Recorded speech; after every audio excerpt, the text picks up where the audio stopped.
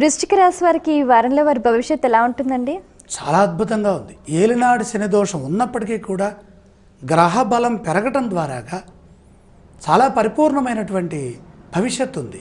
6 గ్రహాలు సహకరిస్తున్నాయి. ప్రధానంగా 3వ రాశిలో రవి, 10వ రాశిలో చంద్ర రాహులు, ధనస్థానంలో బుధుడు, లాభంలో గురువు, 4లో శుక్రుడు. ఇక్కడ జన్మంలో శని ఉన్నప్పటికీ ఈ 6 గ్రహాల ప్రభావం ఏం చేస్తుందంటే విశేషమైన ధనలాభాన్ని ఇస్తుంది. ఉత్తమ భవిష్యత్తుని సాధిస్తారు. స్థిరత్వం ఏర్పడుతుంది. ప్రతి పని విజయాన్ని ఇస్తుంది.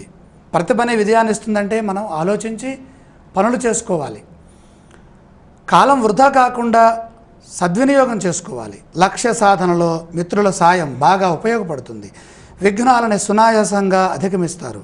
సమాజంలో మంచి గుర్తింపు ఉన్నది. నలుగురికి సాయపడే విధంగా ఆలోచించండి. జన్మస్థ శని త్యాగానికి, దానానికి, న్యాయానికి సంకేతంగా భాసలుతారు. ఈ 3 స్వార్థపూరితంగా మారినప్పుడు ఆ శని మనని ఇబ్బంది పెట్టే అవకాశం ఉన్నది. కాబట్టి జాగ్రత్తగా పరులకి సాయపడే విధంగా ముందుకు సాగితే అద్భుతమైన ఫలితాలు ఈ 6 గ్రహాల ద్వారా మనకు వస్తాయి. న్యాయపరమైన అంశాల్లో విజయం ఉన్నది. సత్యం గెలుస్తుంది.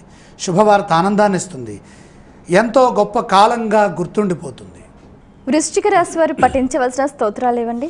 చైతన్యవంతంగా ప్రయత్నాలు కొనసాగాలంటే అష్టలక్ష్మి ధ్యానాన్ని చేయాలి. ఆలయ సందర్శన క్రమంలో ఏ దేవీ దేవతలను దర్శిస్తే మంచిదంటారు? పతి సహితంగా మహాలక్ష్మి సందర్శనం చేయండి. అంటే విష్ణు లక్ష్మి సందర్శనం తప్పనిసరి.